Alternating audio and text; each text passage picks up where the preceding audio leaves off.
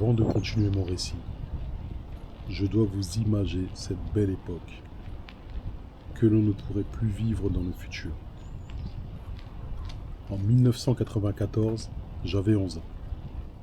C'était l'été de la bascule, celui qui séparait la cour de récréation familière du CM2 de l'immensité intimidante du collège.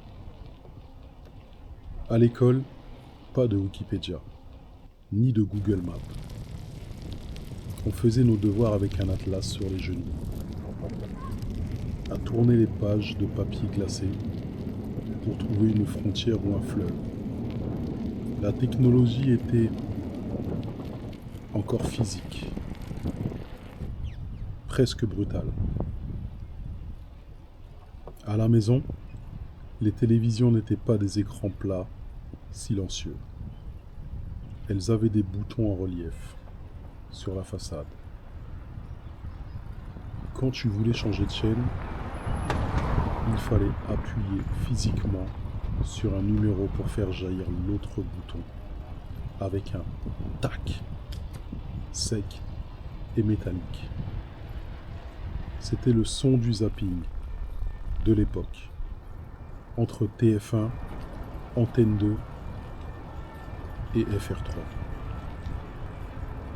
Le monde de mon enfance, celui du Solex, voyait arriver les scooters qui envahissaient les sorties de collège. On vivait dans un entre-deux. La radiocassette. On guettait le poste pendant des heures pour enregistrer son morceau préféré, en espérant que l'animateur ne parle pas dessus à la fin. Le Walkman était un objet rare avec son casque à mousse. Et il fallait souvent rembobiner la bande avec un stylo ou un crayon pour économiser les piles. Le Minitel faisait son apparition. On utilisait surtout le 3615 pour consulter les résultats ou jouer à Hugo Delia. Ce jeu étrange, jouable par téléphone ou en direct à la télé. Les premiers téléphones portables, Nokia, Ericsson, Ola, coûtaient une fortune. On arrivait parfois à en avoir un, mais sans réseau. On le gardait en poche, juste pour la frime, sans pouvoir même appeler.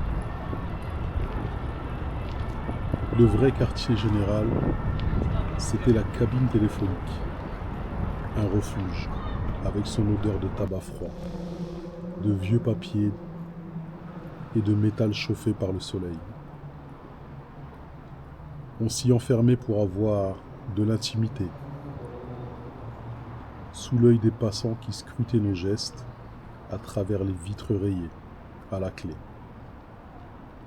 On achetait sa télécarte illustrée au tabac et on la gardait dans son portefeuille comme un trophée.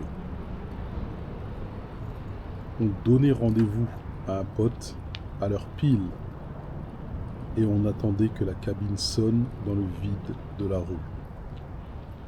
Chaque minute coûtait cher, chaque mot comptait.